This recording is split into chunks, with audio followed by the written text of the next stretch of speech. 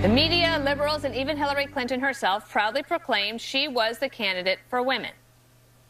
I also wanted to thank you for being a role model to my daughter as well as young women everywhere. A new democracy cannot be built on the persecution of women. 22 years ago, Hillary Clinton declared that women's rights are human rights. The only way we will get sexism out of politics is to get more women into politics. Someone who has arguably been a defining figure in women's empowerment. If we are serious about building a better, stronger, fairer America,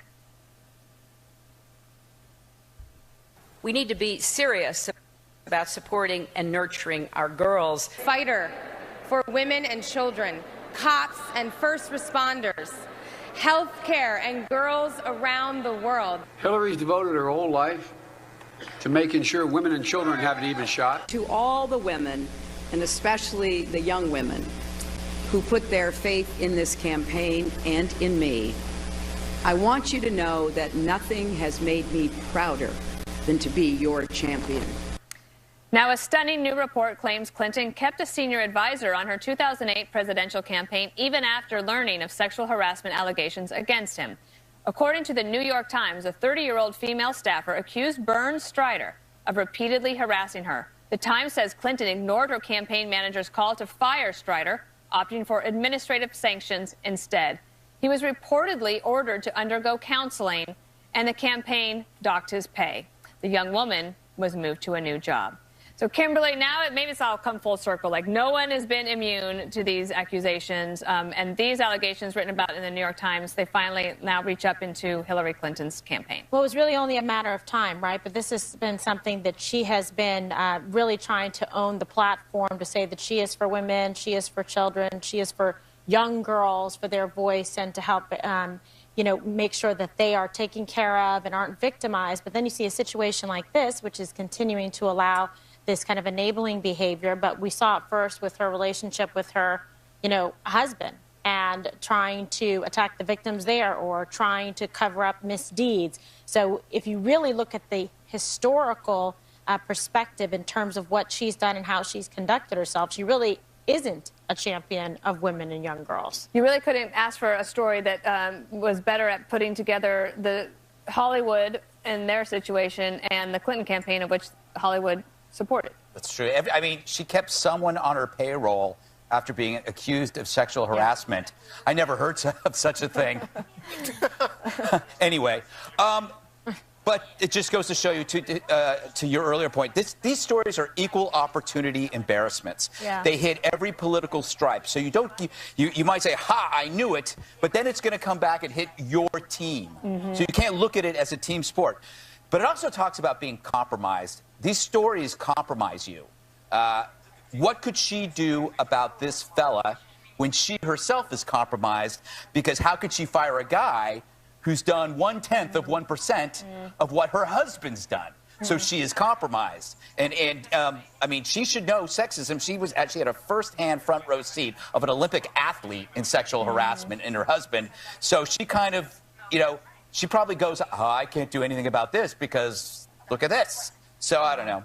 And one of the things that happened to this young woman, she doesn't reveal the name is not revealed in the story, is that instead of dealing with him and firing him, then she had to move to another job. Well, I don't think that's true. I think from what I read, he was put into counseling, and then he had his pay docked, as I understand it. So essentially, at that point, he was suspended.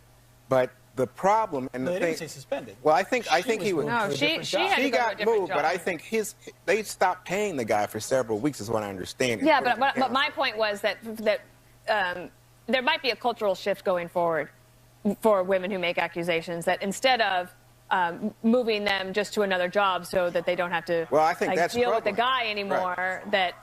But that is what happened in 2008. Right. She got moved. Well, I think that there should be a process. I mean, we on this show have talked about the idea that not everything is Harvey Weinstein, right?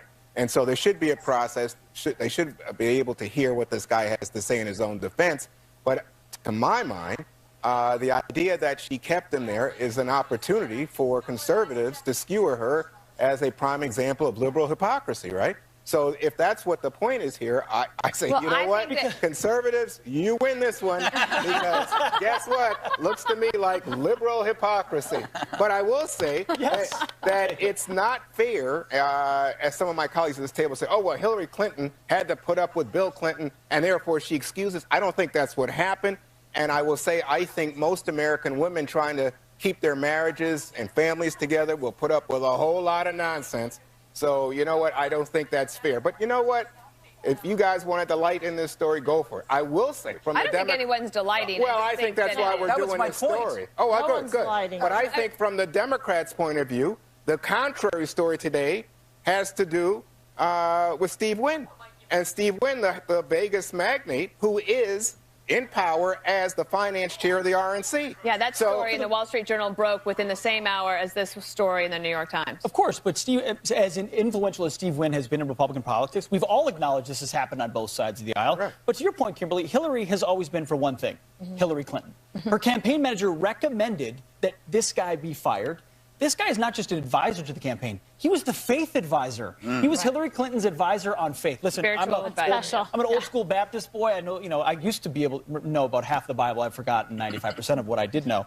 All have fallen and fallen short of the glory of God. Well, everyone sins and makes mistakes. But if you're the faith advisor on a presidential campaign and you're accused of kissing people and suggestive emails during the middle of the night, maybe the standard should be a little bit higher for you, as opposed to what she did for her husband, excusing it away and saying, well, actually, she gets moved and he gets some training and some counseling, but then put back in his position. Is everyone to be believed only when it's someone else's problem? That's the hypocrisy that is glaring in this. And it's not a scoreboard, Juan, but I think it is important to point out that she ran her campaign on being a champion of women. That's Yet her history is riddled with women who But we ran a montage at the top of the show, Pete, and I was waiting for her to say, you know, anytime a woman says something, then the guy's got to be thrown out and will say, well, she didn't do that. But that's not what she said. She said her campaign encouraged and inspired women, especially young women, and that she was a role model for women. Tweet of November 2015, every survivor of sexual assault deserves to be heard, and this woman was supported. Heard. Except for Juanita Broaddrick.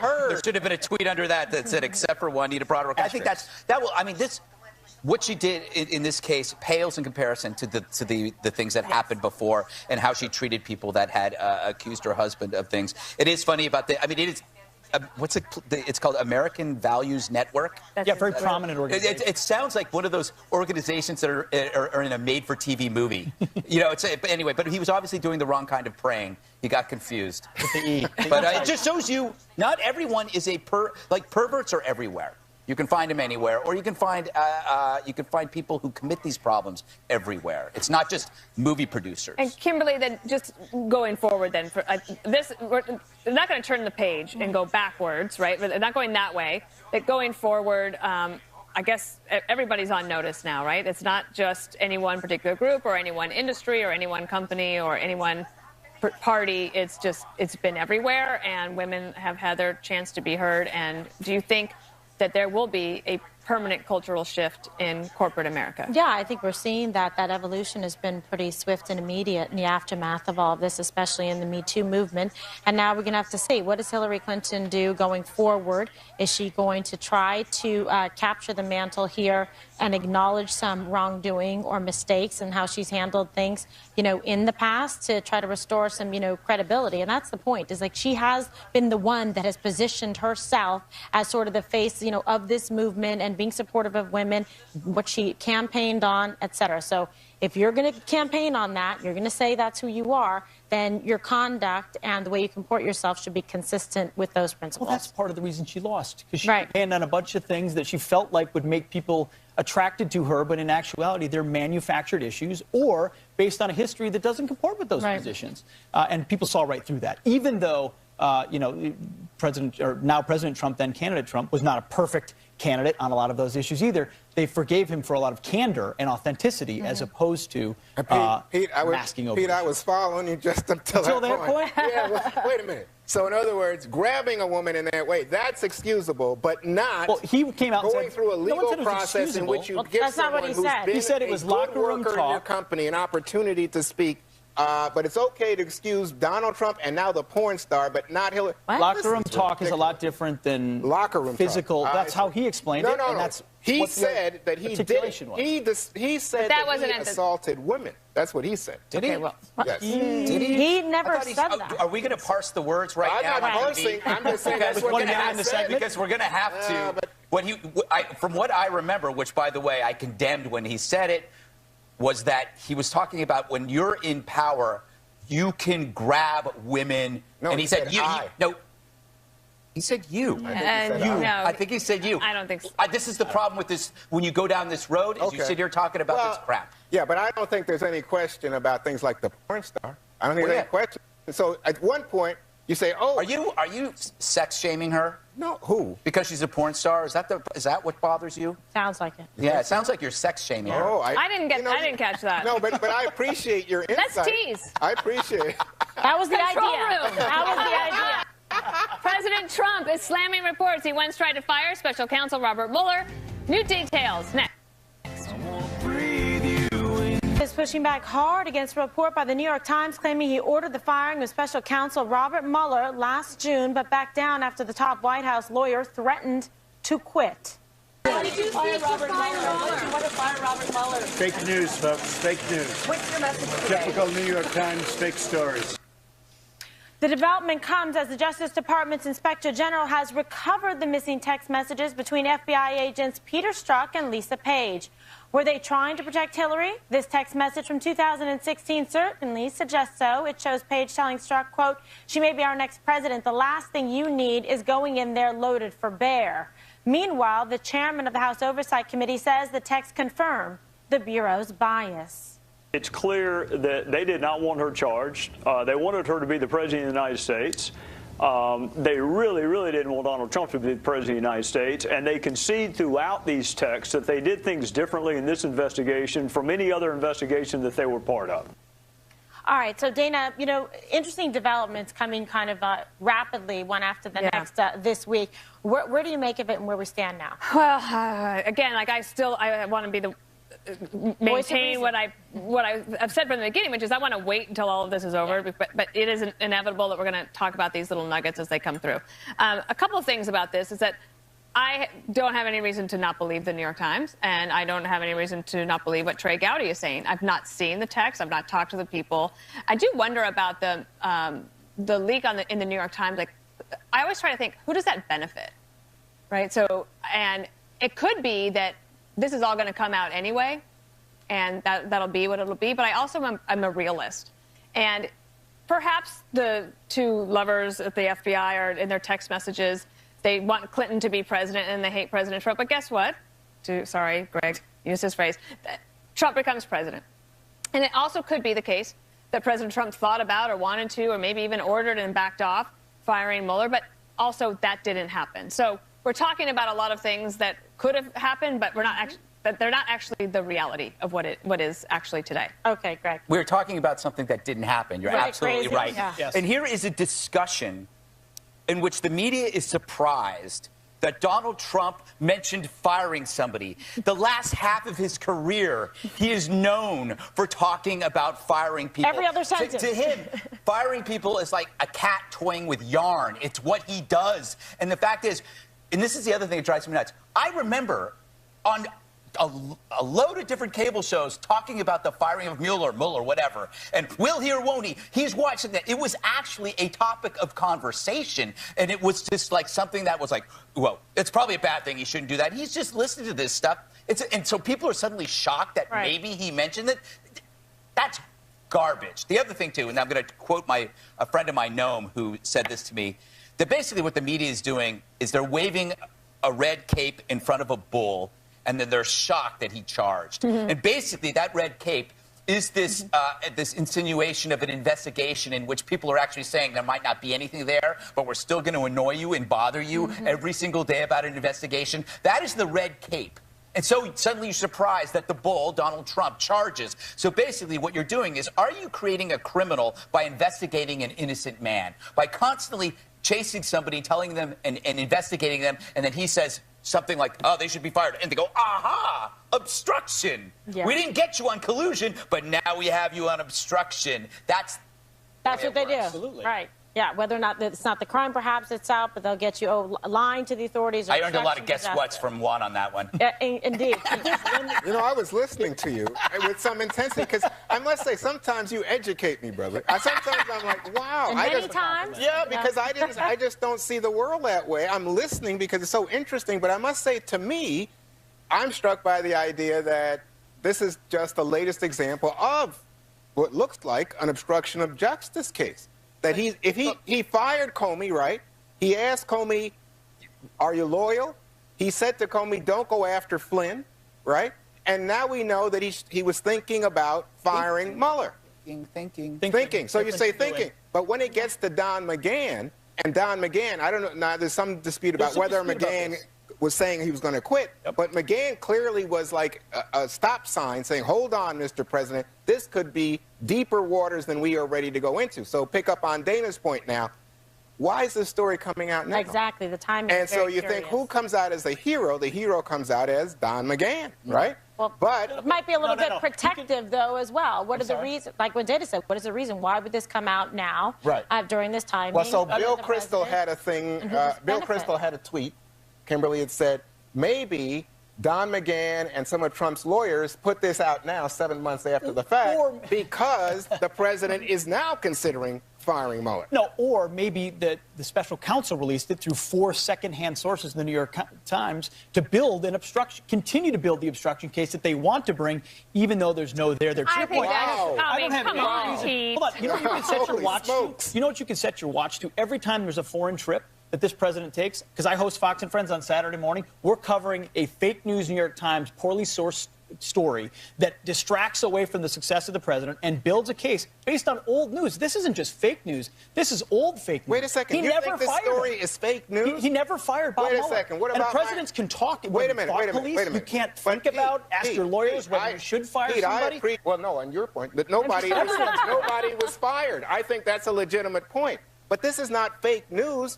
Ed Henry of Fox News confirmed this story. News? Why is it substantial news? What does it matter? Since what does it one matter? Was fired. We've known about it since June. Why is it? The whole media went wall to wall, and this is a bombshell. What does it matter? What no, I mean it's a fair. The point. Tell me what? It's we talked about this very point in June. Right. Yes. I remember that. And part of the reason we did is because one of the president's good friends and Chris Ruddy of Newsmax was on PBS with Judy Woodruff saying the president is thinking of considering firing Mueller, and that happens on June 12th. And then for the next 3 weeks, everyone from the White House says never happened. Yeah. So I guess that is one of the reasons and who else, that it's a story. What about Donald Trump? He said, "Oh, not true, fake news" at that time. Well, he's disputing a lot of the facts of it. No, John Roberts came out this morning and said there was highly the person who looks good in this is Don McGahn. No, he said that he didn't call for him to. That McGahn didn't order. McGahn didn't order it, but also that he didn't threaten to resign. I also did not threaten to resign. I just find it that everybody's so shocked by President Trump saying this or that. He probably said that. I'm assuming he said this, and he's probably saying, yeah, it's a bunch of baloney. He's probably saying that, too. That's the person we have as president right now. Wait a minute. I thought you were a Trump guy. Wait, didn't you want him to listen to his advisor? Yeah. I listened to him. He's my advisor. A businessman from Queens. So it's both ways. A businessman from Queens who hires and fires people for, 4 decades? Every day. You expect him to sit and go, oh, by all means, let me help you with your investigation. No, let me sit back. No, he's going to fight back. You said the guy's a liar. Yes. And we shouldn't trust him. No, I didn't. The guy does not tell the truth in a lot of places. But I know that. But what is I know he's a that. liar or you don't trust him? No, I'm saying he doesn't. We know. We know when he doesn't tell the truth. Apparently, he's a transparent person. Come on, Pete, and get in you want here. him to listen to his advisors, except when he does, and doesn't do the thing that you didn't want him to do. I'm fine. I just like to know that I can trust the president. I just want to know that I can trust the press. And I love you've got 4 unnamed second-hand sources in the New York Times, timed nicely to get to over the top of these texts that are devastating the investigation. There might be a little there too. I was just going to add one thing about what Greg was saying, and that he's been in business for 4 decades. He's hired and fired a ton of people. He's also been a part of either suing somebody or being sued and having to give depositions. He's well aware of how the justice system works, and he understands what obstruction is. Right. Ahead, President Trump lays out his plan for immigration reform. So will Democrats get on board? Don't hold your breath. Released a new immigration proposal. It includes a pathway to citizenship for nearly 2 million dreamers, $25 billion for the border wall, and an end to the diversity visa lottery system, as well as significant curbs to chain migration. President Trump says he may be open to, quote, shifting on DACA in order to reach a deal with Congress. But some Democrats, well, still not happy. Senator Dick Durbin says the proposal holds dreamers, quote, hostage. House Minority Leader Nancy Pelosi, she agrees. They want the ransom for these children to be $25 billion for a wall when we have all the needs that we have for infrastructure in our own country. So this is a fight that we will be having, not about people, but about value, not just about people, but about values. So, Kimberly, let me come to you because one of the angles here that surprises me, obviously Democrats aren't on board, but there's strong opposition coming from people like Ted Cruz, who says, hey, there was no pathway to citizenship in DACA, and you're offering them one. Or Breitbart that calls this evidence of amnesty done. Or you look at some of the people who have been so strong on this, Heritage, saying this is a non-starter. Yeah, well, you can imagine, though, but this is pretty consistent with some of the the precursor criticisms, right, of some of the president's viewpoints on immigration and DACA. But ultimately, we've always said at this table that, you know, he's a deal maker and he's going to want to get this done and get the wall done. So he's going to do what it takes to be able to compromise in the spirit of a negotiation, okay? So, of course, the people that have been very consistent on this from the beginning, people like Ted Cruz and like Heritage and others that would not like to see any leeway, saying, listen, why are you giving something, they feel like it is a regression backwards, that this is giving even more than, say, President Obama or somebody else would have given. So that's why they're finding it to be... so you think it's an opening bid? Yeah, well, I think it's an opening bid. He's got to do that. I mean, what happened before didn't work, right? Like, they weren't able to come to some kind of positive resolution. He's going to have to give something. But he's going to also have to listen and heed some of the warnings and criticisms of his constituents and his core conservative base that came out strongly to support him in the election. So he's in a bit of a tough position. I don't think he minds it. He's not, you know, I guess uncomfortable or unfamiliar with being in a position, you know, like this. But you've got to be able to sit at a table and show that you have an open mind, you're willing to hear all sides of it. It's not nailed down in stone yet. They should be expressing their viewpoint, so should the other side. Then hopefully there's going to be some way in between to get some consensus building while still maintaining his core Pete, support. the president has said he's willing to take heat to make a deal. The heat right now, strong from the right. And rightfully and understandably so. It's one of two things. It's either a bad opening bid that will only get worse. You know, it went from 800,000, which is the original DACA number. Now it's 1.8 million. Some estimates say it'll end up being 4 million. It's citizenship when you could have provided some form of legal status at the beginning. Or others are saying, hey, this is brilliant. You're calling the Democrats bluff and forcing their hand by giving them more than they could have expected in the opening bid and then daring them to be against it. Because you don't need Dick Durbin and Nancy Pelosi. They're going to resist no matter what. You need Joe Manchin. You need 8 or 9 Senate Democrats to cross the aisle and vote for this. The question is, how far can he go? Because there's a lot of skepticism. The scars for the conservatives on immigration are deep. And even the Center for Immigration Studies is pointing out that while there are no new applicants for visa lottery and chain migration through this, it provides for the continuation of those categories until the admission of all 4 million people on the current chain migration waiting list, which, based on an estimate from 2007, means it could take 17 years for the current process to run out.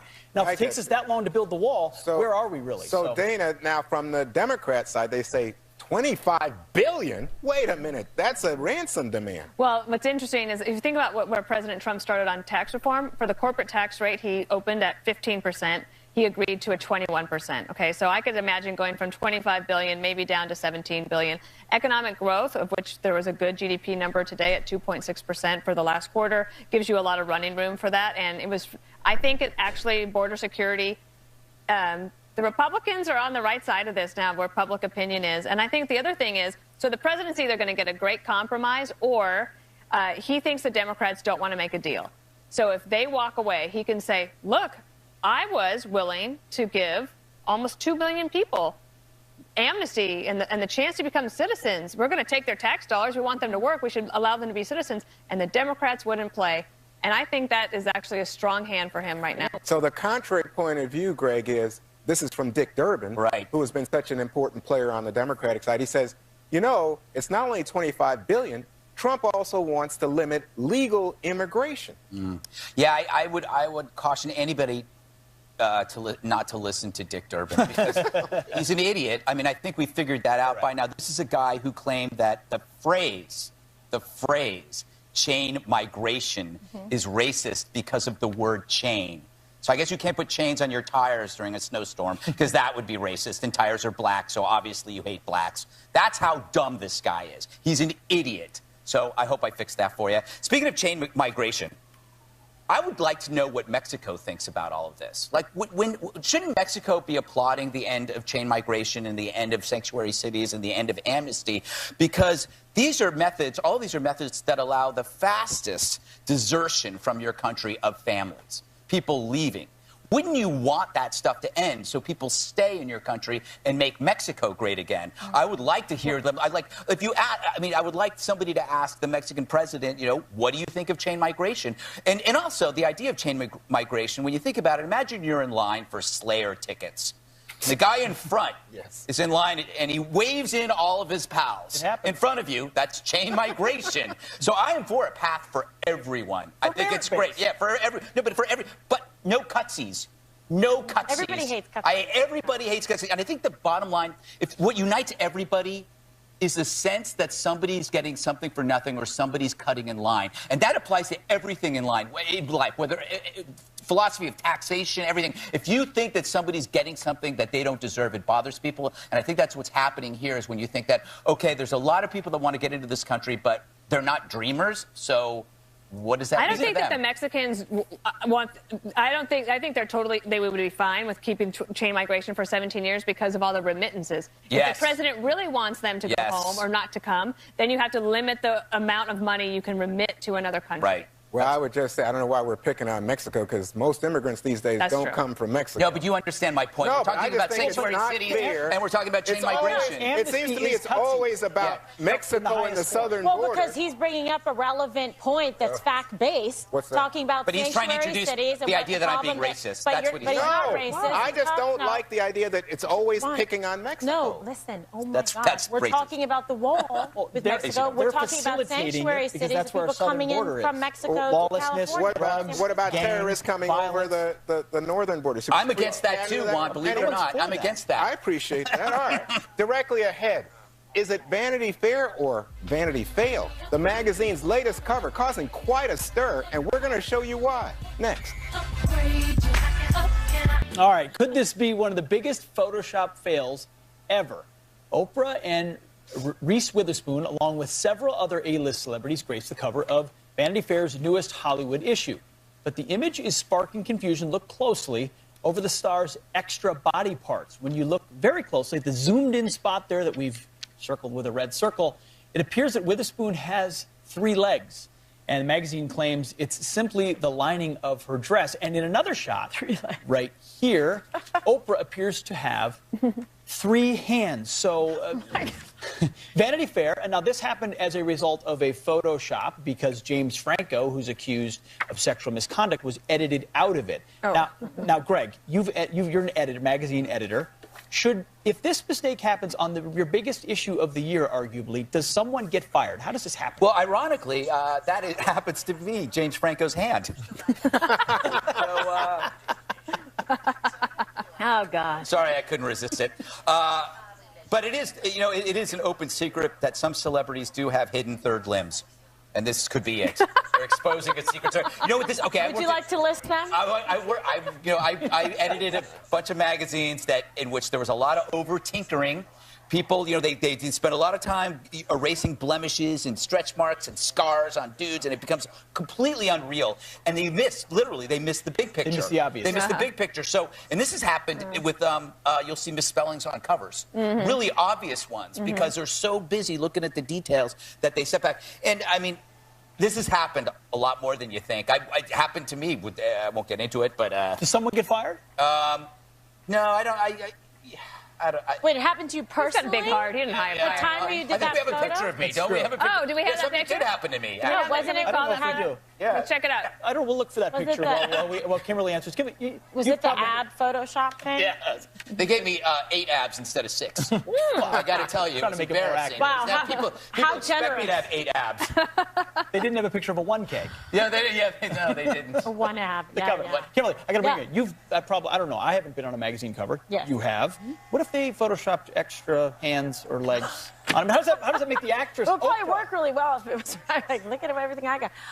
Yeah, I don't know. I think it's bad. It's embarrassing for Vanity Fair to be in this, position. But it just goes to show you. I'm sure Oprah's people's like, we're not going to be on a cover, with him, given the current circumstances. Everyone's talking about her running, for president, but she says not in her DNA. But apparently her DNA contains extra arms, legs, hands, which is very interesting. But it's a bad position for them to be in because so many times you have to crash on a magazine cover or do something. You're rushing to get it out. Last-minute objections. Are you going to make publication time? This is what happens. One, they edited out James Franco because of accusations of sexual misconduct, which he denies. But you've got, pictures of Oprah Winfrey out there with Harvey Weinstein buddying up for the longest time. Is this a lipstick on a pig moment? They're editing out a guy that's currently passé in Hollywood. It's the strangest metaphor to use. Meaning they forgave Harvey Weinstein for a decade, but now they edit out James Franco to make themselves feel good on the cover of Vanity Fair. I mean, is this Hollywood hypocrisy? I don't know about hypocrisy. I think what strikes me is more people are interested in that magazine cover, people, Yes. and otherwise they would even have any reason to look at it. You're saying it worked. Yeah, I'm just going to